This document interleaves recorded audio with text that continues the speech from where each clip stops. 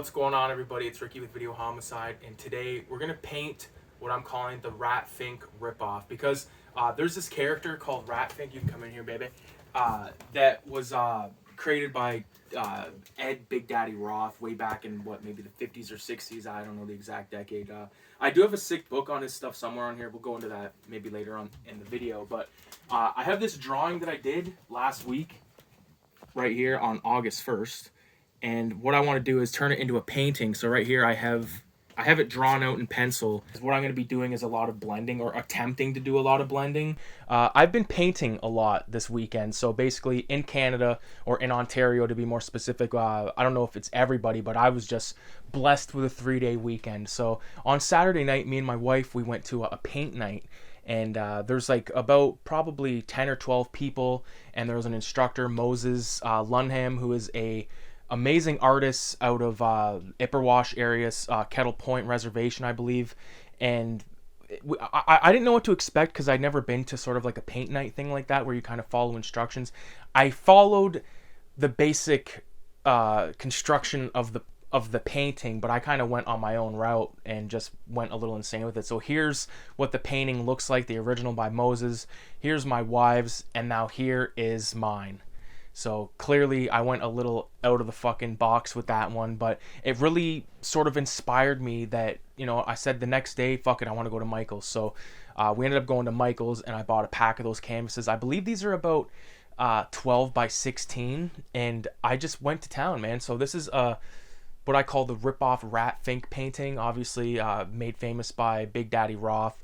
Created the Fink character. Amazing character in hot rod culture. I've actually got a cool book right here. This is actually not the art of Big Daddy Roth, but it's the art of Johnny Ace and Cali Vera. So this is a duo of artists that also do like the Fink inspired stuff, and do, I think, some licensed Fink stuff, because it's like blatantly Fink. There's the man himself right there, Big Daddy Roth. And different cool things that he's a part of. Like, a very artistic guy, man. But, you know, I've always been inspired by this character. As a matter of fact, I have a drawing that I did of Fink all the way back in 2006 that I still have. And even recently, like, I did this little drawing right here. And I did this pencil sketch of Fink not long ago. It was actually on August 1st. So on August 1st, I did the pencil sketch. And then on August 4th, I finished this painting. Now, I didn't outline it in black, and that was sort of a thing I was thinking of. I'm like, fuck, should I go with an outline? But I was like, you know what? I think it looks okay. I don't really want to do that and then fuck it up, because if anything, I might add a couple of little, you know, just more kind of zits, or whatever you want to call them, little bumps and stuff all over his skin. But as far as it goes, I like the way it turned out. I like the grease on the hat. It almost looks like an old mechanic's hat. Like, that's something I've been really trying to play with, is not outlining. But again, I really am satisfied with this painting. The eyes and the teeth, I think, are the best I've ever done. The bandana, I think, turned out good.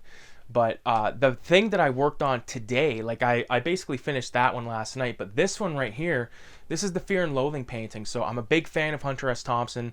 I've never read Fear and Loathing in Las Vegas as the novel, but I did read the graphic novel by Troy Little, which I have here. There it is right there. This was actually that year. This was the only, not the year it came out, but the year I read this. This was the only book that I read that year. Highly recommend this beautiful adaptation by Troy Little of Hunter Thompson's book. The actual Hunter Thompson shit that I have read came in the way of this book right here, which is called Songs of the Doomed, which has a collection of you know, just writings and different things that Hunter Thompson did. Note from Ralph Steadman, who's, you know, the artist behind Fear and Loathing and a lot of Hunter Thompson stuff. Like, when you think, if you don't know, like, you know, if you don't know what I'm talking about, but you've seen like those famous Fear and Loathing in Las Vegas paintings and stuff that are really very expressive and creative. I think they're fantastic. There's a really good art book by that guy, but Ralph Steadman is the artist. He's phenomenal, and he's still kicking ass to this day, so that's pretty dope. But yeah, I've been really, you know, into that film for many years. Shout out to my buddy Mike. We've watched it a million times. We've watched it on mushrooms. We've watched it on fucking, well, basically mushrooms, like, many times. Tons of hash, tons of dope. And this is sort of like you know, just a fun little portrait. It's something I wanted to do. I did a painting like this before of my grandpa and my stepdad, and it's basically the same composition, except this is much more controlled. And when I look at that other painting, I can definitely tell like the improvements that I've made as a painter, because this is, none of this is marker. This is all acrylic paint with fucking the cheapest brushes that they had at Michael's that day, because I have a stash of paint and I have a stash of paint brushes and stuff, but with paint, like when you're buying the cheapest paint, like the little $1.50 containers, if they get fucked up or dry out or whatever, then, you know, it doesn't owe you nothing. It's $1.50. So I bought all the colors that I needed for this one. I knew I was going to paint this one. I bought the colors specifically for it, but it just so happened that I was thinking about, you know, I want to do a scene out of a film that I love. What fucking movie can I do? Like, there's so many out there, right? Initially I thought about Dawn of the Dead, but then I was like, you know what? I want to do something that is, because I wanted to watch a movie, right? It's like when I was painting this, I watched JFK, part of like probably like half of JFK. I watched it recently, but I wanted to rewatch something because I love the JFK conspiracy and all that stuff, whatever you want to fucking call it, not to get into that insanity, but you know, I said fuck it and looked at the wall. And then at first I couldn't find my copy of Fear and Loathing, but then when I did find it, I put it in between Pocahontas and Small Soldiers. This is actually a bootleg that I made when I was staying at my grandpa's apartment years and years ago, but there it is. If you don't got it bootleg, you don't got it at all, baby. So once I discovered that, popped it in, I'm like, okay, what am I going to do? Because I wanted to kind of include the car, but with these canvases being like 12 by 16, I'm like, you know what? It's going to be too hard to do the car with the guys in the car with any kind of great detail. Like I said, the paintbrushes I got, it was like $1 something for 4 paintbrushes, just because I was like, I need a couple of you know, like chisel tip ones and then like the soft tip ones, like, because I can paint basically, if it's a dog shit paintbrush, that's all I've really used when it comes to doing acrylic painting, so I'm kind of used to that.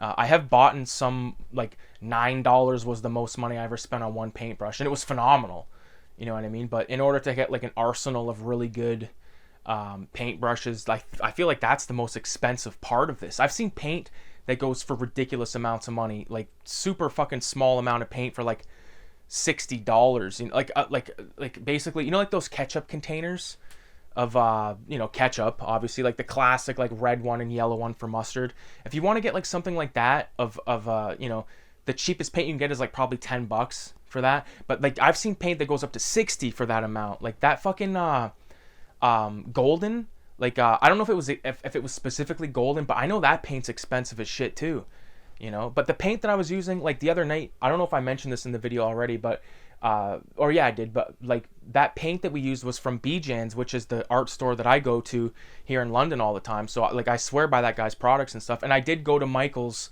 to pick up the canvases, just because the canvases are so cheap there. And at the same time, I was like, you know what? Let me just get let me get these colors I know I need for this Rat Fink painting, and you know, I don't feel bad about it, because I do like to support local over fucking, you know, conglomerates like Michael's. Like I would never buy a Micron. Like Micron is the number one thing that I buy at art stores, like constantly. I do have a brand new pack of fucking Posca markers I've not used yet. I'm waiting on the right project to use those with, because those were like $80 for 16 markers. That is insane.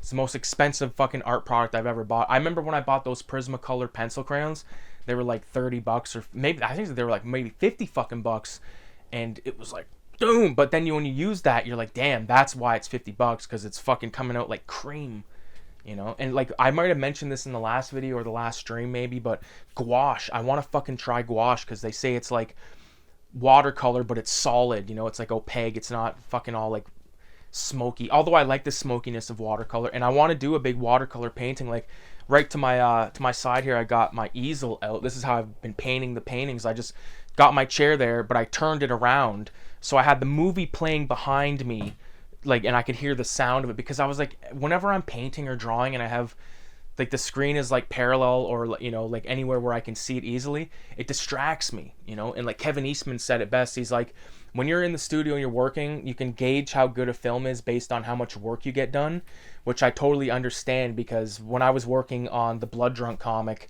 I was watching tons of stuff and I would get distracted. And like I said, with that comic, there was times where I fucking had like a week break longer because of all the goddamn dot work. My wrist was getting fucked, and I was like, you know what, enough's enough. I gotta take me a break. So shout out to Cinema 187. I want to quickly plug that here in the middle of the video. Anybody that's interested in picking up the issues 1 through 5 of 187, message me at cinema.187 on Instagram. And issue 666, the 6th issue, is going to be released hopefully around Devil's Night, Halloween 2024. All submissions are due by September 1st, 2024, which is coming up in a short while.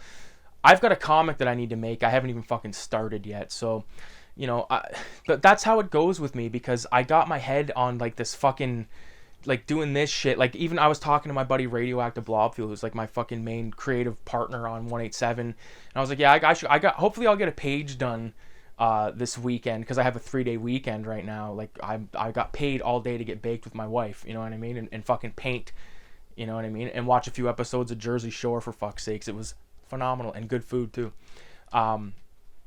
But I was like, yeah, I'm gonna get a page done, man. And you know what I did? You know what I did? You know what I didn't get done? A fucking page. But what I did get done was a pretty sick acrylic painting. And then I started this one over here. I have this one up here just as reference because it's the same composition as this one. It's just much different. And I did that, I believe, mostly with acrylic paints. I did spray paint background. But the fill on the skull, I believe, was Molotov markers. My cousin was over at my place. We were doing a canvas, and I used those to quickly do that. But there's no like real insanity. That was probably done in like 45 minutes. This painting right here took like 5, 6, 7 hours. I didn't time it. And I was like, you know what, maybe I should film some of it. And I did film a little bit of it with my phone. But I was like, you know what, after like a few, you know, kind of fucking trying to set up the tripod and stuff like that, I'm like, you know what, this is taking me out of the painting, man. I don't know, like some of these guys that I love on YouTube, Slew and 1000 and all these fucking guys that do paintings and shit like that.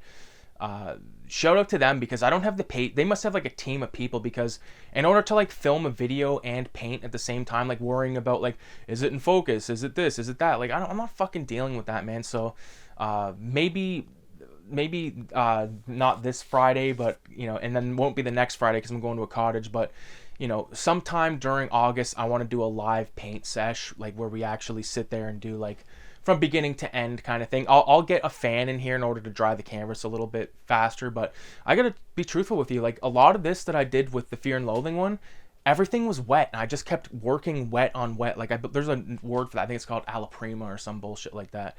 But, you know, I'm pretty proud of this one so far. I'm still got some stuff I want to do to it. But I'm not going to be going hyper detailed with the faces or anything. I'm going to leave them how they are as far as, like, simplicity goes. I'm not trying to fucking, you know... I think I got a good... not so much on the Johnny Depp face, but I think the other guy, Benicio del Toro... I forget his name in the film. I think they call him Dr. Gonzo. And, like, I don't know if it was in this take of recording... But I had mentioned that he was inspired Hector or something.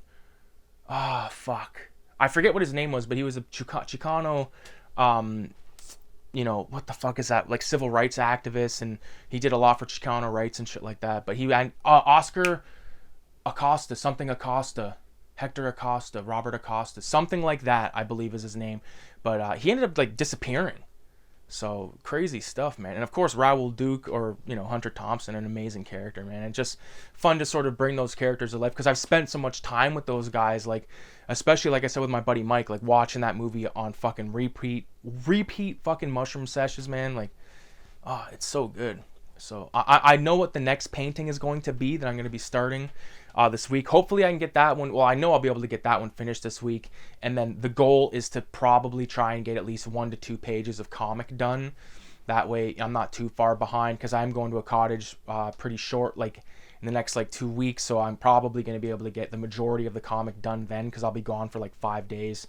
Be able to knock out like a page a day, no problem. Come back and then maybe have a page or 2 left to do. But it's no big deal, man, because I don't plan on going fucking the same size. I think it was like 9x12 and then all the dots and stuff. So it should be pretty sick. And, you know, I appreciate everybody for, you know, hanging around and listening to my banter and stuff. And I keep teasing this room tour, and it is going to come. I will give you a little bit of a teaser here before I go. But before I do give you the teaser, like I said, if you want to get any of the zines, message me at cinema.187. Leave a 666 in the comments. And with that being said, let's take a look. The new bookshelf. Pretty big. Probably not in the best of focus, but you know how big a comic box is. Like, this shelf is no fucking around. It's 12 feet out from the wall, and these are 15 inches high, and I got all the fucking buttresses and all that shit. So yeah, man, I appreciate everybody for sticking around and watching, man. So peace.